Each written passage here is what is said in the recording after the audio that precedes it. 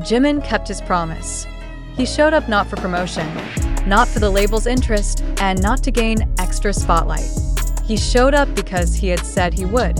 And he never takes his words back. On June 18, 2025, at 9 p.m. Korea Standard Time, during a closed pre-recorded session reserved only for selected fans through the Weverse invitation system, Jimin stood on a small stage inside HYB's main practice studio in Yongsan. There was no announcement, no promotion. Even internal production staff received the event script just 1 hour before execution. In a dark room with minimal lighting, Jimin stepped onto the stage, carrying a single wireless microphone and a sheet of paper in his hand. That paper held lyrics he wrote himself. Not a comeback song, not a new single, but an open letter in the form of song, dedicated specifically to fans who had waited quietly since the day he began his military service in late 2023. This promise wasn't made for the media. It was personally conveyed during his final Weverse live session before entering the military camp. His words at the time: "When everything's over, I want to come back, not to greet the media, but to stand directly in front of you. No press conference, just you and me." That statement was initially taken as merely an emotional expression, but Jimin noted it, and now he kept it. The stage setup was minimal. Just black curtains, one spotlight, a chair, and a microphone. Jimin sat down, unfolded the lyric sheet, and began singing a new song titled Vow. The song had never been announced, never leaked, and is not available on any platform. A duration of 3 minutes and 48 seconds. Minimalist piano arrangement. No sound effects, no added harmonies, just live vocals and silence. Every word of the song carried a sharp and clear narrative structure. He felt guilty for disappearing too long, owed gratitude for the time given to grow, and promised that his emotional connection with ARMY would never become a formality. The entire session was officially recorded by HYB's internal documentation team, but there is no confirmation yet of a public release. In a transcript of the recording that circulated in limited verified fanbase communities, Jimin said the following: "I didn't want my first return to the stage to involve choreography or visual effects. I wanted you to look at my face and know that I'm still here." This statement was delivered in a flat tone, without dramatization. He spoke like someone giving a report of accountability, not an entertainment performance. The fans' reaction on site was silent. Some cried. Some took notes. No hysteria. No screams. The event's atmosphere resembled a military memorial more than a pop concert. One attendee, the owner of the account at Pigeon Voice Guard, who was present in person, wrote on X, "No one dared make a sound. We knew this wasn't a typical performance." This was a direct statement from someone who knew exactly what he promised, and now he fulfilled it. The context of this promise traces back to December 2023, when Jimin officially began military training at the Nonsan Training Center. In his open letter to fans at the time, he stated that he did not want to be emotionally forgotten. He wrote, "If one day I return and the world has changed, at least I want you to remember that I once said I would return quietly without ads, just to make sure we're still connected." Korean pop culture analysts stated that Jimin's actions contrast with industry standards. Typically, a K-pop group member's return after military service is marked by major launches, variety shows, comeback singles, exclusive interviews. Jimin avoided all of them. He only sent a message through Weverse a day before the event: "If you're still here, come." Out of 100 invitations sent, only 94 physically attended. The absence of the other 6 was not commented on by the organizers. There were no tickets. No merchandise. Fans only received an identification slip and a small memo that read, "One voice, one promise, one night." No media was invited. No documentation was sent to news outlets. Yet after the event ended, Jimin's name topped global trending lists. Not because of a fanbase campaign, but because of a 14-second leaked clip showing Jimin bowing 90 degrees for a full 15 seconds after the song ended. The atmosphere in the video was silent. No screams were heard, only caught breaths and muffled sobs. HYB has yet to release any statement. Staff only confirmed to local outlets that the session took place and was fully recorded. But they emphasized that Jimin refused interviews or photo sessions afterward. He exited the building through the back technical route. No bodyguard. No convoy. He returned to his old dorm that same night. This information was confirmed by a HYB logistics driver who witnessed the return process firsthand. Following this event, internal army forums began reconstructing the timeline of Jimin's promise. It was found that since 2021, Jimin had repeatedly expressed his desire to carry out a quiet return, not for shock value, but to preserve the emotional integrity between him and fans. In various old interview logs, he conveyed that his fame would mean nothing if he couldn't maintain connection without publicity interference, an tour announcement. No comeback announcement. No visual teaser. Yet in one night, Jimin changed the entire structure of artist-fan relationships. He emphasized the value of actual, unfiltered presence. He kept his promise not through words, but through concrete, measurable action. The music, Vow, is not commercially available. Yet fans have manually transcribed the lyrics from the leaked video. The closing line of the song reads, "I don't know who will remain, but if even one still waits, then I will still come." This line stands as the clearest evidence that a promise doesn't have to be spectacular to be eternal. Korean music distribution parties are beginning to pressure HYB to release a studio version of Vow. But internal sources say that Jimin does not allow mass release before the tour is completed, if a tour even exists, because at this point, there's no confirmation that Jimin will proceed with any promotional activity. Some analysts believe this was only one night, one moment, and perhaps the only one. The interim conclusion from this act is, Jimin is not starting a new project.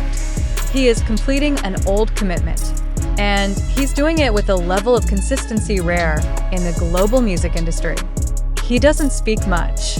He doesn't make grand claims. But on the night of June 18th, he proved that in a world dominated by noise, loyalty can still live in silence. Jimin's action needs no overinterpretation. He promised something, and he fulfilled it. Nothing more, nothing less. Precise, measured, and true. In an entertainment industry environment that demands maximum exposure, Jimin chose the opposite path. One dark room, one microphone, and one fulfilled promise, and new dates. No follow-up announcements, because maybe this really isn't a beginning. This is the end of a chapter that had to be closed the right way. And Jimin has done it, quietly, but profoundly audible. Yet at this point, a question inevitably arises. Was this entire event truly real? Or could this simply be a narrative meticulously crafted, leveraged to stir emotion and steer public opinion towards specific interests? We are faced with a dilemma increasingly relevant in the digital age, where the line between reality and media construction grows ever more blurred. Jimin's presence at the closed session is indeed claimed by many sources, including brief recordings circulated on platforms like TikTok, Twitter, and ARMY community forums on Weverse. But is a 14-second video enough to firmly believe that the event truly happened as widely described? How reliable are these sources? Who authenticates the validity of visual content that appears suddenly without official confirmation? It must be noted that the information in this article was gathered from various public channels and social media. TikTok, YouTube, and Twitter are indeed rich and fast data sources, but can they also be classified as objectively reliable? We live in a time when algorithms shape perception faster than facts. Therefore, we must ask, are we witnessing a reality, or merely caught in a narrative construct designed to emotionally move an audience as much as possible? There is also the possibility that Jimin's action, if it indeed occurred, was not entirely free from strategic planning. Could this be part of a disguised marketing campaign? Isn't silence also one of the most effective forms of communication in entertainment? precisely because of the shock effect and aura of exclusivity it generates? If this truly wasn't an official stage, why was there professional lighting, an internal documentation team, and such systematic memo distribution? Was this silence truly undesigned, or was it part of a larger scenario? Encouraging readers to reflect more deeply, it is important to consider who benefits most from the perception that Jimin quietly kept his promise. Is there a possibility that the public is being directed toward a new form of idolization, where simplicity and silence are positioned as stronger selling points than overt gimmicks? Are we reinforcing an artist's emotional image, or are we being manipulated by a narrative deliberately shaped to expand emotional influence on the market? Skepticism is a healthy stance when facing information like this. It doesn't mean rejection, but delaying belief until credible and consistent evidence emerges from multiple sides. In this context, readers need to ask, does the information I consume come from official sources, or is it merely the unverified interpretation of a fanbase? Does this report contain empirical evidence, or is it simply packaged emotionally to appear convincing? The event, claimed to have occurred on June 18, 2025, featuring Jimin in a closed performance at the hybe studio, has shaken digital discussion spaces. But the questions raised go deeper than whether he sang or not. The question now is, what are we really seeing? Facts or narrative? Reality or scenario? In discussion spaces spread across various social platforms, from Weverse, X, Twitter, to TikTok and YouTube, euphoria quickly grew. A 14-second video clip showing Jimin bowing for 15 seconds was enough to create the collective assumption that an old promise had been fulfilled. But can 14 seconds really be the basis for mass belief construction? Is emotional validation equal to factual validation? Let's break this down with a systematic approach. Point 1. Source credibility. Between emotion and verification, it must be emphasized that the entire narrative surrounding this event originates from social media and closed community forums. There is no official statement from hybe, no press release, no media distribution. An urgent question arises. If the event was meant to be not publicized, why was it recorded in fairly high video quality and spread so quickly through digital networks? Is it possible, in an era where every artist's movement is tightly controlled by the agency, for an event to take place without promotional intervention, yet still be professionally documented and go viral with such precision? Or is this a new form of promotion? Silence crafted to speak louder than words. 2. The design of silence. Strategy or sincerity? The main premise of this narrative is silence. No posters, no teasers, no choreography. But look closely. Is this silence truly unplanned? Or is this a strategy of silence, a communication approach that relies on quietness as emotional strength? In the modern entertainment industry, silence is not absence. Silence is construction. Silence is a communication style, and this style can be managed, packaged, and sold as, should we believe this silence as a form of pure sincerity? Or is it a narrative product tailored to fit the public's current preference for authenticity over mass production? 3. Emotional needs and the desire to believe. The next key point is the collective emotional need. Fans, in this case, ARMY, have a deep emotional bond with the figure of Jimin.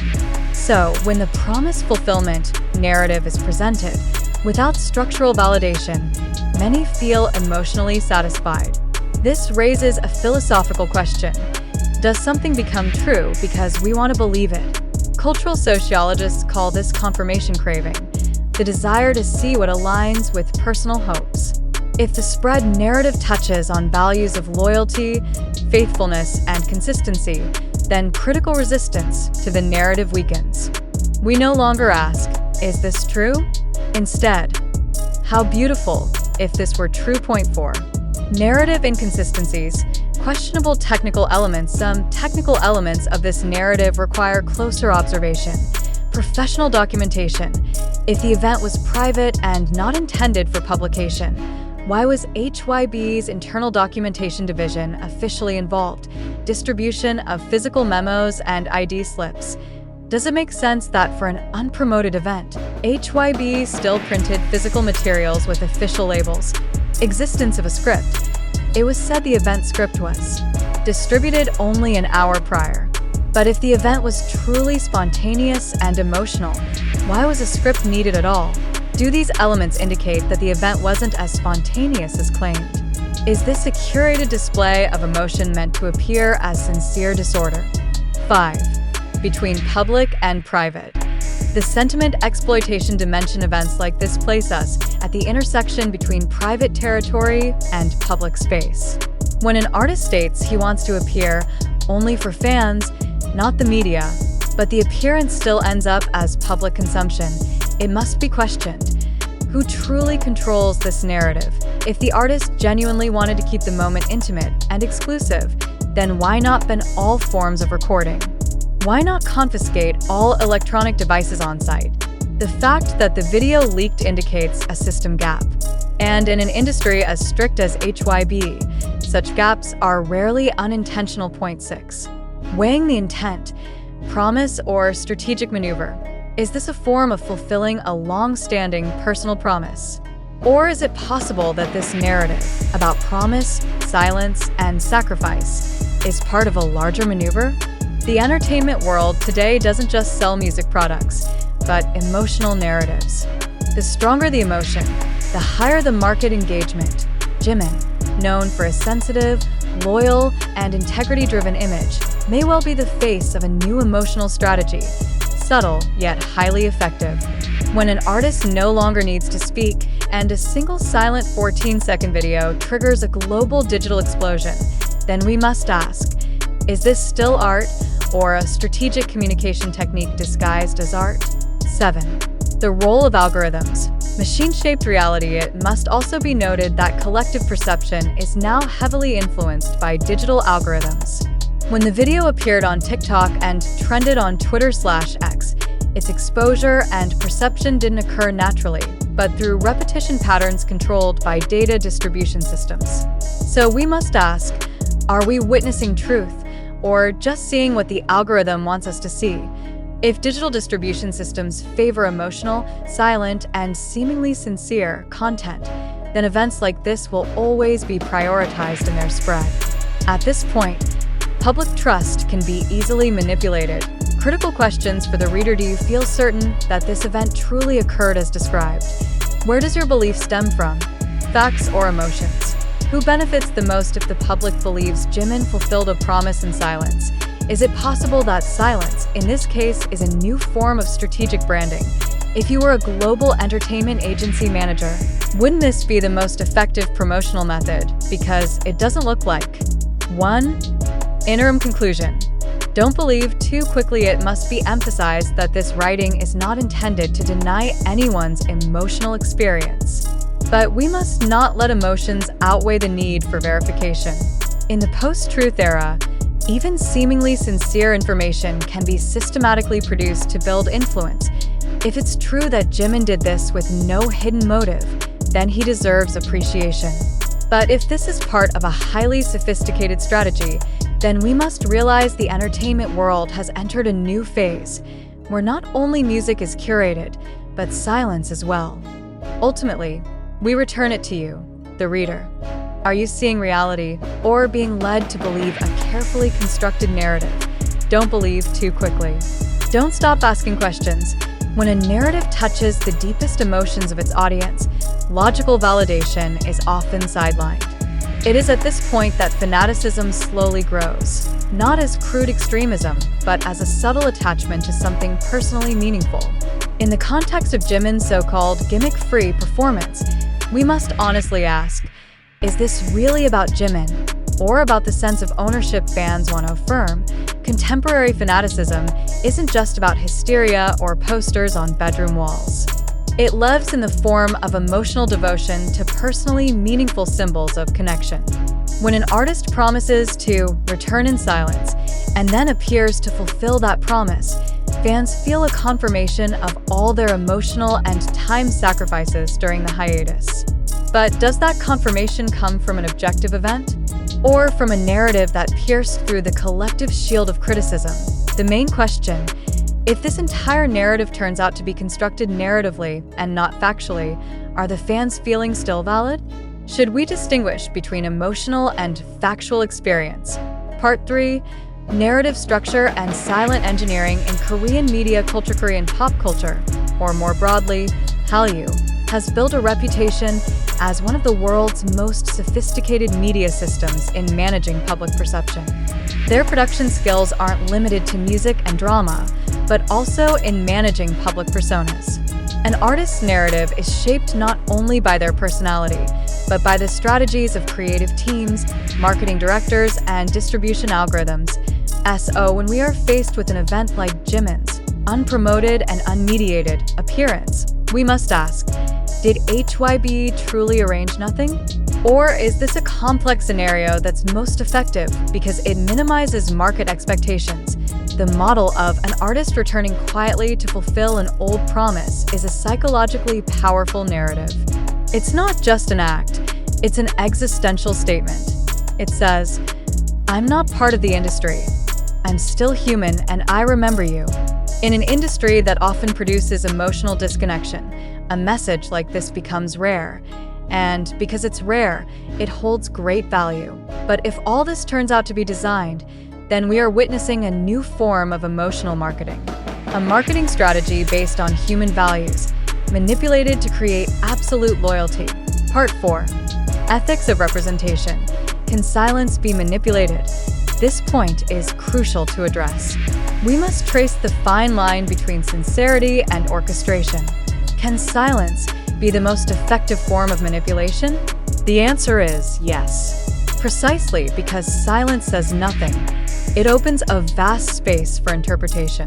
Within this space, the public builds their own meaning, and this meaning becomes stronger because it comes from within, not imposed from without. This is what makes the narrative dangerous. When silence is wrapped as purity of intention, every form of questioning is seen as betrayal. We begin to hear lines such as, "If you doubt it, then you're not a true army."